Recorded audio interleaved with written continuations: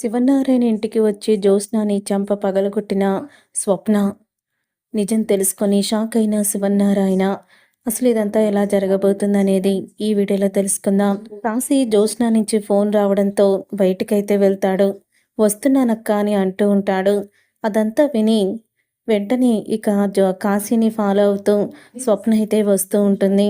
అప్పుడే ఇక జ్యోత్స్న అయితే కాశీని కలవడం అంతా కూడా చూస్తుంది. స్వప్న సడన్గా కాశీ మీద జ్యోత్స్నకి ఇంత ప్రేమ ఎక్కడి నుంచి వచ్చింది అని అనుకుంటూ ఉండగా అప్పుడే ఇక జ్యోత్స్న అయితే కాశీతో ఇలా అంటూ ఉంటుంది. మొత్తానికి మీ మామగారి మీద బాగానే రివెంజ్ తీర్చుకున్నావు. ఇప్పుడు నువ్వు చాలా జాగ్రత్తగా ఉండాలి.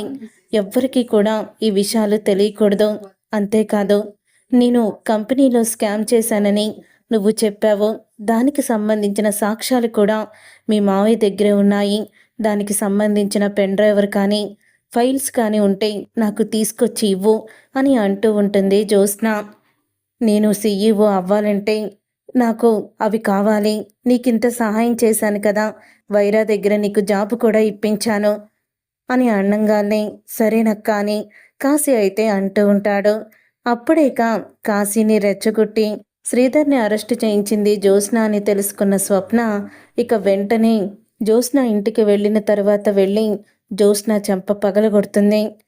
అసలు నా భర్తని అడ్డం పెట్టుకొని సీఈఓ అవ్వడానికి ఇంతకి దిగజారిపోయావా?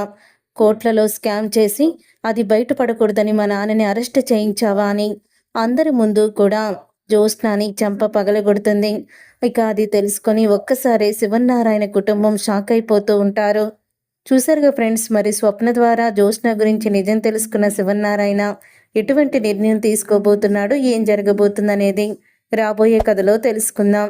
ఈ వీడియో మీకు నచ్చితే తప్పకుండా లైక్ చేసి ఛానల్ని సబ్స్క్రైబ్ చేసుకొని పక్కనే ఉన్న గంట సింబల్పై ఆల్ అని క్లిక్ చేయండి.